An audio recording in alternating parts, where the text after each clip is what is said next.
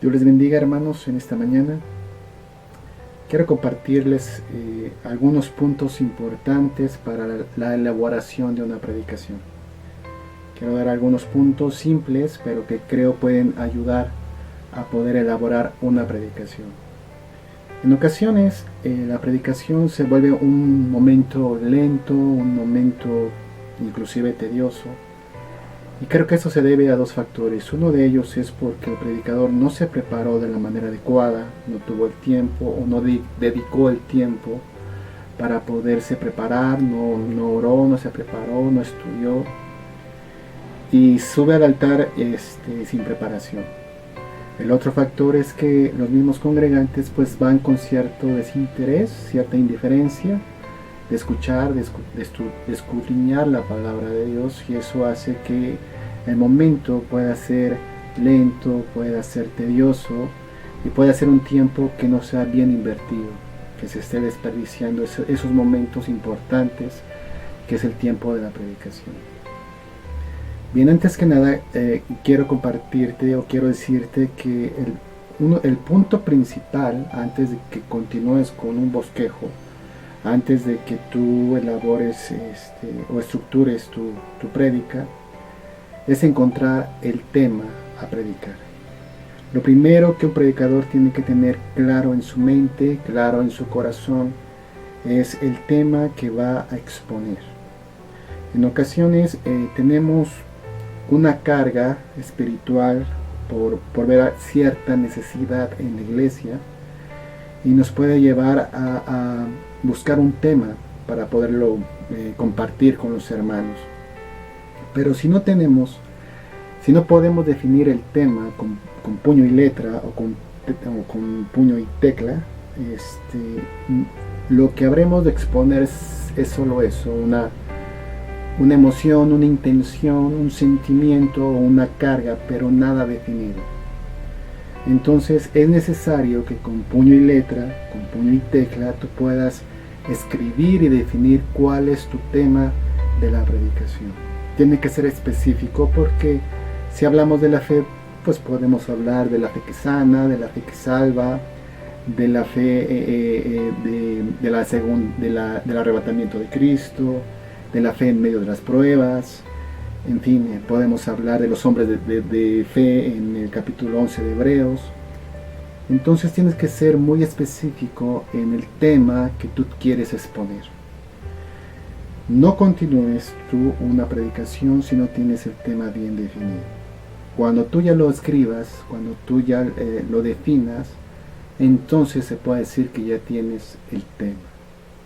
En ocasiones se pone un título a la predicación. No todos los predicadores lo hacen, pero a veces ayuda a poder tener mayor refuerzo en la prédica. Te puede ayudar a que los que escuchan pues les quede más enfatizado el tema, e inclusive te puede ayudar en cuanto al bosquejo o al alineamiento de tu sermón que vas predicando, ¿no? Te puede servir inclusive a veces como guía.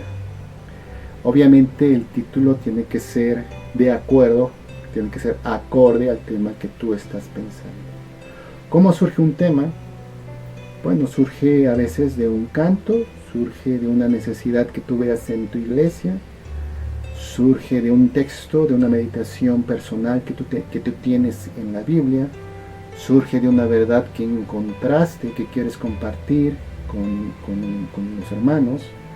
Puede surgir de diferentes maneras. Dios la puede poner en ti y puedes tener eso en tu corazón. Entonces, lo importante es principalmente el tema, opcional el título, y después vamos a tener que elegir el texto. El texto obviamente tiene que ir ligado a tu tema. Ese es el error también de muchos predicadores, cuando anuncian el tema o anuncian el título y comienzan a hablar de una cosa, se pasan a otro texto y terminan hablando de otro tema diferente al tema de la predicación. Entonces tus versículos, tu texto, ya sea un sermón textual, ya sea una narrativa, ya sea una exposición, sea expositiva, Tu tema central debe estar relacionado con el texto a leer. Esto es, en ocasiones simplemente vas a desarrollar, pues no sé, 5, 6, 7 versículos. En ocasiones vas a utilizar un solo versículo y después vas a reforzarte con otros textos de otros libros, ya sea del Antiguo o Nuevo Testamento. En otras ocasiones pues va a ser una exposición, una predicación expositiva donde vas texto por texto. Pero lo importante es que el texto, de cualquiera que sea la forma, esté ligada al tema. ¿Cómo lo encuentras? Bueno, pues es una cuestión en que obviamente tienes que estar escudriñando la Biblia, tienes que estar orando, tienes que estar indagando, estudiando cuál es el texto que más se asemeja al tema. Si el tema surgió por el texto, pues ya tienes el texto. Si el tema surgió por un canto, por un momento de oración, por una intimidad con Dios, por una necesidad que tú veas en la iglesia, entonces tu tarea es buscar un texto relacionado a lo que quieres exponer. Una vez teniendo tu texto, comenzaremos entonces con lo que se llama la introducción, que es, digamos que, la parte inicial de tu sermón. La introducción es solamente una vía a llegar al desarrollo, ¿no? A poder desarrollar tu tema principal. No debe ser tan larga. Tu introducción no debe de pasar, no sé, la mitad del tiempo que tienes para exponer. Tu introducción debe ser, no sé, 7, 10 minutos, donde tú puedas atrapar, con la ayuda de Dios, la atención del oyente. Es importante la introducción porque si tú desde el inicio divagas, pues el que te está escuchando no va a prestar atención a lo que tú estás diciendo. Si tú desde el inicio no te ves incierto, entras por aquí, sales por allá, pues obviamente no vas a tener la atención de la gente que te escucha. La introducción es una parte importante en la prédica donde tú vas a tratar de captar la atención de los que te están escuchando, obviamente llevándolos al desarrollo de tu tema principal. Es importante la introducción, vuelvo a repetir, no debe durar tanto porque entonces no tendrás tiempo para el desarrollo y el clímax y conclusión, que son los otros 3 elementos de la predicación. Una vez teniendo la introducción, vas a pasar al desarrollo. Ahora, ¿qué elementos puedes tomar para tu introducción? Pues en ocasiones puedes tomar algún dato geográfico, algún dato histórico, inclusive alguna experiencia, y este es un punto donde tenemos que prestar atención porque los predicadores en ocasiones abusamos mucho de eso, sobre todo los predicadores que ya tienen mucha experiencia, que han viajado mucho y que dicen: yo en tal lugar hice esto, o en tal lugar conocí aquello, o en tal lugar me pasó o me sucedió aquello, de tal manera que solamente estás escuchando experiencias, pero no meramente estás escuchando la predicación. Esto es, el predicador solamente está compartiendo experiencias, pero no está realmente predicando la palabra. Sí es válido que utilices alguna experiencia para poderlo ocupar en tu prédica, pero que no abunde, que no sea lo principal. Entonces, en tu introducción puedes usar tal vez alguna experiencia relacionada nuevamente al tema.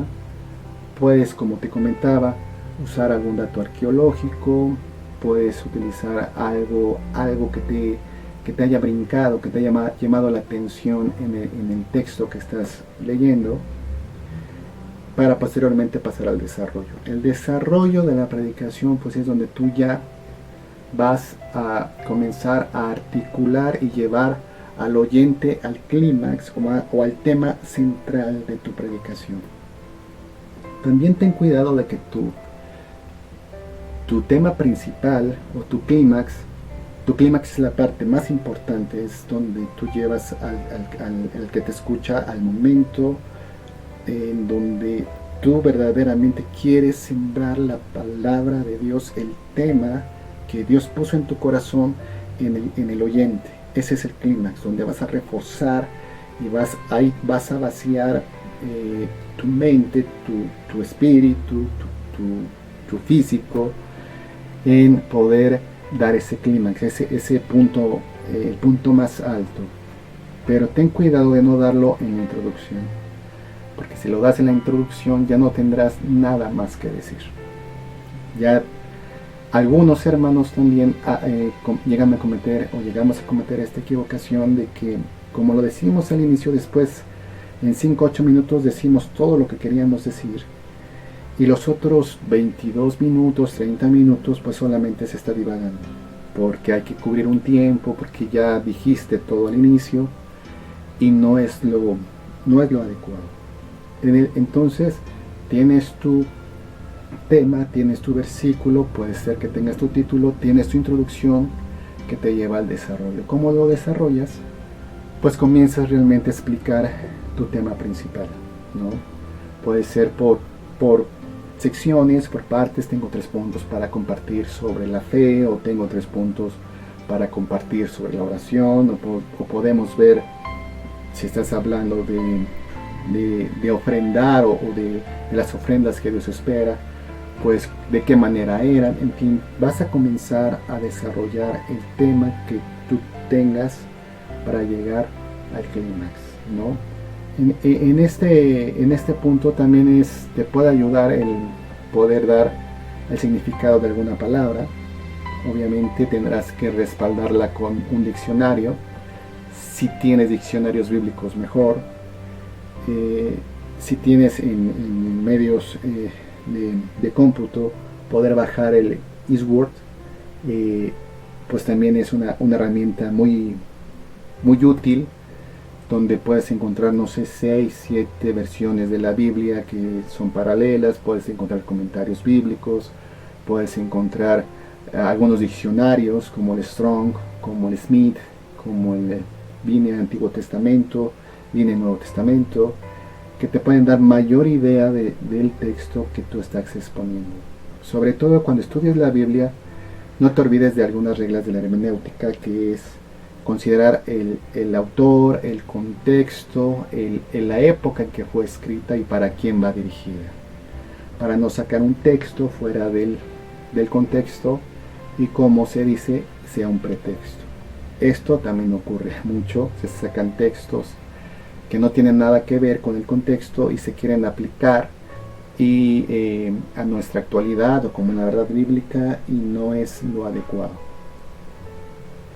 Entonces, en tu desarrollo esto te puede ayudar, el poder tener estos puntos presentes, tener estos puntos en mente o en tu bosquejo, para poder llegar al clímax, en donde ahí sí, si tu tema es la fe, para seguir en el camino de Dios, por así decirlo, tu tema fe, la fe en la permanencia en el Evangelio, es donde tú vas a desbordarte, donde tú vas a tratar, con la ayuda de Dios, con la ayuda del Espíritu Santo, de que el mensaje quede grabado en el corazón y en la mente de los que están escuchando, donde tú vas a querer fortalecer esa fe para que ellos continúen en el Evangelio, perseverando a pesar de las circunstancias difíciles, porque ese es tu tema, por pensar que ese es tu tema. Llegas a ese momento de clímax, donde ahí sí es... recuerdo un libro que leí que es de Samuel Vila, que es El arte de predicar o El arte de la homilética, y lo veía como una cascada. La predicación era como una cascada, esa cascada que finalmente se desborda. Es el momento de tu clímax, te vas a desbordar. Después de tu clímax, donde tú ya te vacías, donde tú ya das tu tema central, donde la carga que Dios te puso en tu corazón finalmente la expresas, en ese momento llega una conclusión, ¿no? Donde cierras tu mensaje, donde ya cierras el mensaje y concluyes diciendo, finalizando la exposición que tú tienes, y tal vez reforzando el tema principal. Estos son los 4 puntos importantes, o los puntos básicos que yo quería compartirte. Primero es, ubica el tema, o sea, escribe bien el tema, escríbelo con puño y letra, Opcional, si quieres poner un título, busca un texto adecuado a tu tema. Ten una introducción que pueda atrapar la atención de los que te están escuchando. Desarróllalo con los elementos que pueden ser históricos, significado de palabras, y no se te olvide que los hermanos no solamente quieren reunirse a escuchar una historia bíblica, sino que quieren tener una aplicación para nuestros tiempos. O sea, no podemos pararnos para darle solamente una enseñanza, una predicación, por así decirlo, de que Moisés subió al monte y recibió las tablas de la ley y nada más, sin tener una aplicación a nuestras vidas en este 2021, en las circunstancias que estamos viviendo. Y llévalos al clímax. Ahí sí es donde finalmente es el momento, considero yo, donde finalmente para eso estás en el altar, para eso estás parado en el altar, para eso te da Dios la oportunidad de predicar. Es el momento en que tú debes de dar el mensaje que Dios te dio a ti para compartirlo con los hermanos y después concluir. Esto sería los, digamos, puntos básicos y principales de una predicación. Yo espero que te puedan ser de bendición, y a continuación vamos a tener un ejemplo de cómo podemos llevar estos puntos ya en la práctica. Y para ello te voy a invitar que abras tu Biblia o que tomemos como ejemplo el Evangelio según San Marcos capítulo 10 versículo 46. El Evangelio según San Marcos capítulo 10 versículo 46. Bien, hermanos, como les dije, vamos a darle lectura al Evangelio según San Marcos capítulo 10 a partir del versículo 46 hasta el 52. Mi tema es de evangelismo. Se puede predicar en una campaña de evangelismo, en una reunión evangelística, y es Jesucristo es la respuesta a tu necesidad, tal cual. Jesucristo es la respuesta a tu necesidad, y entre comillas pondría yo que la necesidad primordial y más grande es conocer a Jesucristo como su Salvador. Este es mi tema, y estos son los versículos que a continuación le voy a dar lectura para poder desarrollar la predicación. Entonces vinieron a Jericó, y al salir de Jericó él y sus discípulos y una gran multitud, Bartimeo el ciego, hijo de Timeo, estaba sentado junto al camino mendigando. Y oyendo que era Jesús Nazareno, comenzó a dar voces y a decir: Jesús, hijo de David, ten misericordia de mí. Y muchos le reprendían para que callase, pero él clamaba mucho más: Hijo de David, ten misericordia de mí. Entonces Jesús, deteniéndose, mandó llamarle, y llamaron al ciego, diciéndole: ten confianza, levántate, te llama. Él entonces, arrojando su capa, se levantó y vino a Jesús. Respondiendo Jesús le dijo: ¿qué quieres que te haga? Y el ciego le dijo: Maestro, que recobre la vista. Y Jesús le dijo: vete, tu fe te ha salvado.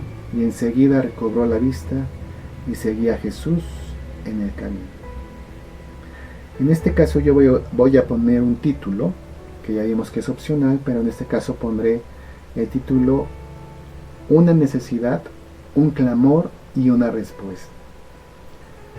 Este título me ayuda a mí inclusive como poder seguir el lineamiento de un bosquejo, ¿no?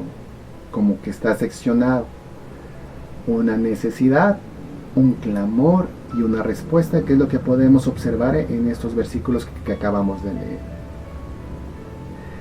Entonces yo comienzo, después de darle lectura a estos versículos, comienzo diciendo: el tema de este día es una necesidad, un clamor y una respuesta. Y enfatizo: una necesidad, un clamor y una respuesta. Como introducción voy a utilizar o voy a mencionar la necesidad de Bartimeo. Bartimeo era ciego, entonces pienso en la condición de Bartimeo, o podemos pensar en la condición de Bartimeo. Y un ciego, pues su condición, pues digamos, es limitante. Se puede considerar triste, no ha podido contemplar un amanecer, no ha podido contemplar el cielo, no sabe cómo es él, no sabe cómo es el camino donde ahí lo ponen para que él pida limosna. Él no se conoce a sí mismo, no conoce a la gente que le rodea, no puede distinguir los colores. Esta es su necesidad, y comienzo yo en mi introducción hablando sobre esa condición, lo triste que es no poder tener pues esa capacidad visual, ¿no? Pero también lo aplico de una manera espiritual, o se puede aplicar de una manera espiritual. Pero la ceguera más triste de la condición humana es que no conoce a Dios como Dios es realmente, ¿no? Y ahí podemos utilizar esas aplicaciones que yo les decía para nuestros tiempos. Y podemos utilizar frases como: tú probablemente piensas que las desgracias que hay en el mundo, hay gente que piensa así, son culpa de Dios. Y eso es una ceguera espiritual. Tú puedes estar pensando que tu desgracia, tu infortunio es por culpa de Dios. Y puedes pensar que Él es el responsable, y eso es una ceguera espiritual. Entonces, a veces el mundo culpa a Dios de las desgracias, culpa a Dios de las cosas malas que acontecen, y esa es una condición, es la condición triste de no poder conocer a Dios como se muestra en la Biblia. Entonces ya tengo por ahí mi introducción, ¿no? Él estaba sentado junto al camino mendigando. Él no tenía un trabajo estable. Y aquí también echando herramienta de conocer el contexto. En ese tiempo los judíos pensaban que la enfermedad era una especie de castigo, que era porque Dios había enviado a ciertas personas ciertas enfermedades, o permitía que ciertas personas vivieran en ciertas condiciones porque ellos o sus padres habían cometido pecado. Y esto limitaba todavía más a que Bartimeo recibiera alguna ayuda, porque era como si alguien ayudara a una persona que había sido maldecida por Dios. Era el pensamiento judío. No estoy diciendo que era bíblico, estoy diciendo que era lo que ellos pensaban. Ese pensamiento estaba arraigado.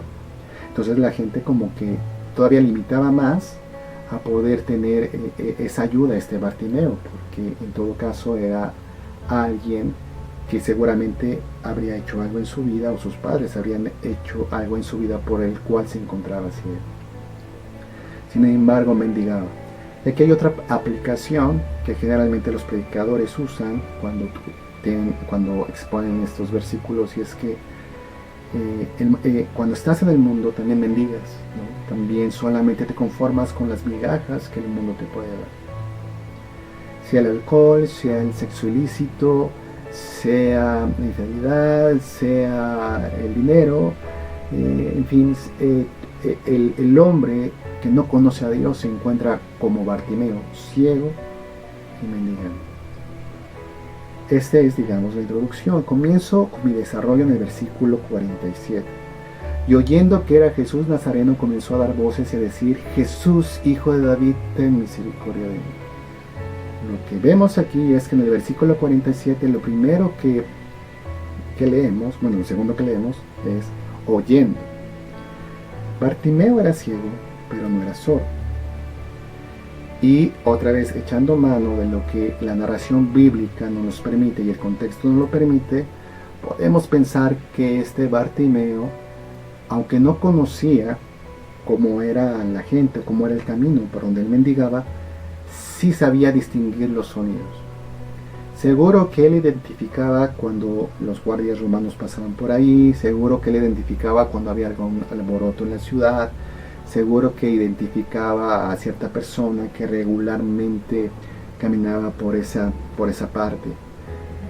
En ese momento es Jesús el que está pasando. Entonces Bartimeo muy probablemente identifique que algo está ocurriendo, algo que no había ocurrido. O sea, Jesús viene con una multitud, tomando en cuenta el contexto, y sabe que es Jesús Nazareno. No nos lo dice explícitamente en la Biblia, dice nada más y oyendo que era Jesús Nazareno. No sé si escuchó Jesús, Jesús, o si él mismo pregunta quién es. Lo cierto es que él sabe que es Jesús.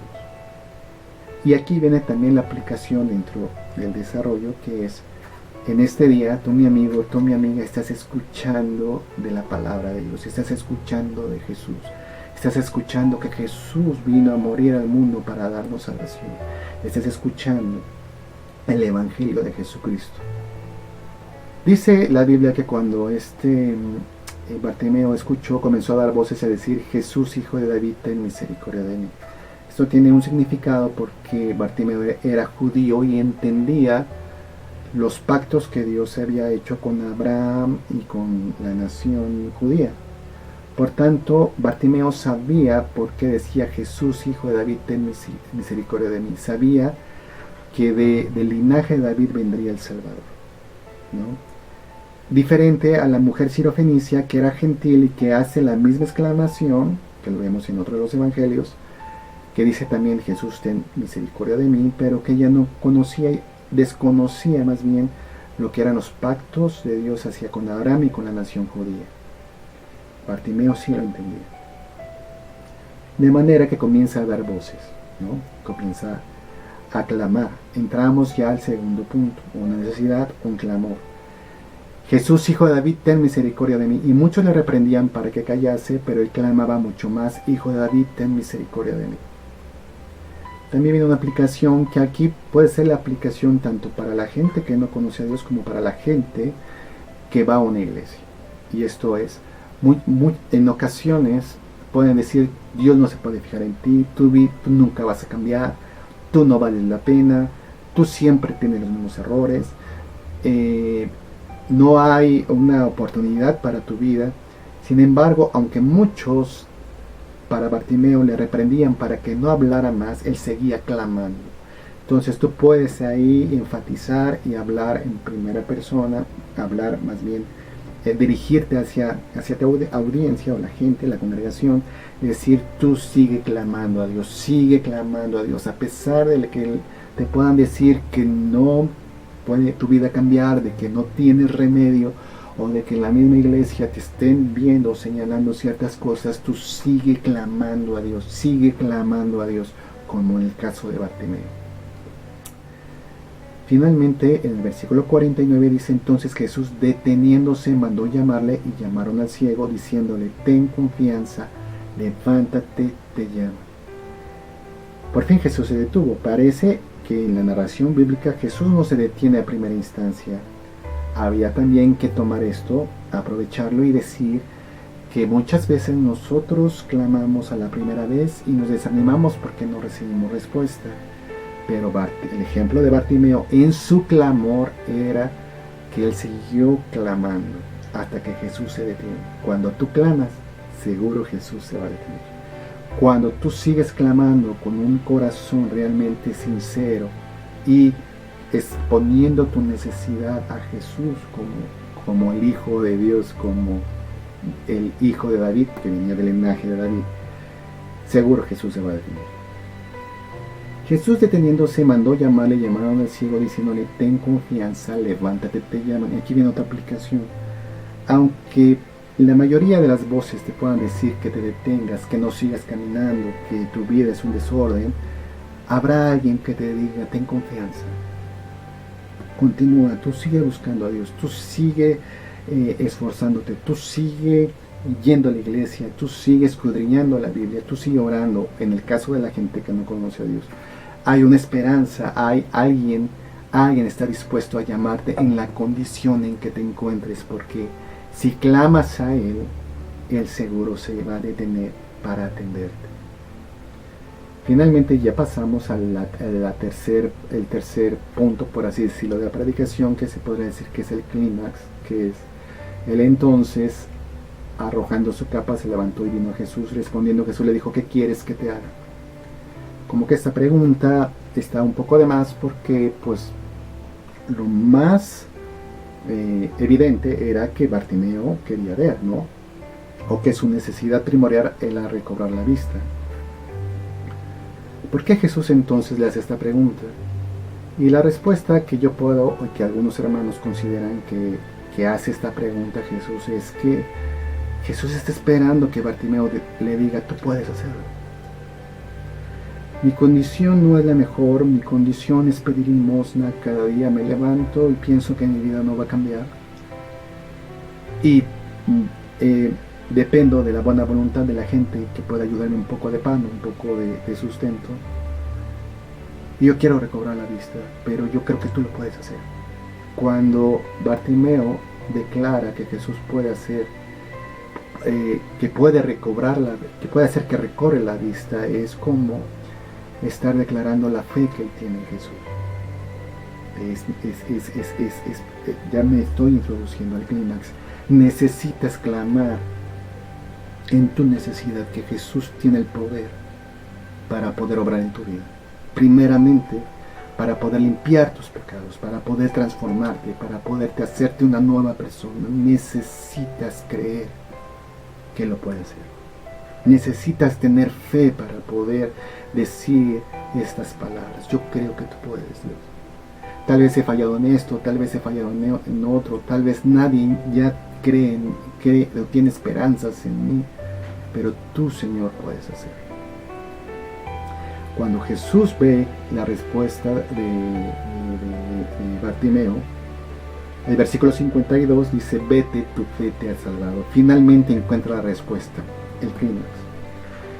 Finalmente Bartimeo, que pensó que iba a regresar ese día de la misma manera a su casa, recobra la vista porque Jesús caminaba por ahí ese día como Jesús está caminando por aquí, y tú puedes tener la respuesta a tu necesidad. Y la necesidad más grande que tú tienes es que reconozcas a Jesucristo como el Hijo de Dios y puedes acercarte a Él. Hoy es tu día y comienzas a dar comienzas a desbordar ese clímax, ese tema central de tu predicación. Pero la conclusión, y esto a mí me agrada mucho, es que enseguida recobró la vista y seguía a Jesús en el camino. Esto es, definitivamente Bartimeo no regresó a su hogar. Bartimeo a partir de ahí se convirtió en un seguidor de Jesús, porque su vida había cambiado. ¿Cómo tu vida puede cambiar? Si hoy te acercas a Jesús, tu vida puede cambiar. Es mi aplicación al mensaje. Y vas a seguir a Jesús en el camino porque te vas a enamorar de Él. No será necesario que te digan y te estén forzando que tú estés a las 7 o 6 de la mañana en la iglesia. Tú mismo tendrás hambre de buscar a Dios. Tú mismo tendrás hambre de escudriñar la palabra de Dios. Tú mismo querrás seguir a Jesús en el camino. Porque para eso justamente es el Evangelio. No es un momento de emoción, sino para que nuestras vidas puedan ser cambiadas y transformadas y sigamos a Jesús en el camino cuando pasen los años, cuando los años pasen por nosotros, cuando nos volvamos viejos, cuando pasemos por pruebas, cuando pasemos por luchas. Y puedes aplicar porque seguramente pasarás por ello, pero tú debes de seguir a Jesús en el camino, porque puedes tener una necesidad, un clamor, pero también puedes tener tu respuesta. Y es así como concluyes este mensaje, que es muy utilizado, o bueno, que llega a ser utilizado en los momentos de evangelismo. Y bien, pues este es el ejemplo que yo quería compartir con ustedes, de los puntos básicos de una predicación. Yo espero que te pueda ser de bendición, que en algo te puedan servir, y que ojalá podamos entender que el tiempo de la predicación no es un tiempo que se debe de desperdiciar, que no es un tiempo que me voy a parar ante un altar a decir lo primero que se me ocurra, y que debemos estar preparados, que debemos de buscar a Dios, porque más que dar una estructura de pensamiento o de conceptos, es realmente tener ese toque de Dios, esa carga de Dios, de poder decir, yo necesito dar este mensaje a la gente. Ese realmente es la labor del predicador. Cuando está detrás de un altar, no solamente es ordenar ciertos pensamientos o tener concordancias bíblicas o dar significados de palabras, sino poder derramar tu alma, tu corazón en el altar, para que el mensaje de Dios llegue a la gente y la gente pueda salir edificada y bendecida. Ten en cuenta eso. No pienses que la predicación solamente es un bosquejo bien estructurado. Hay cosas que vas a entender intelectualmente, pero hay cosas que Dios te va a permitir que las aprendas. Yo le llamo lecciones de Dios, y que posiblemente te hagan llorar, te quebranten, pero serán moldeados para que tú en su momento puedas compartir la palabra de Dios a otros. Que Dios te bendiga y espero que haya sido de bendición. Saludos.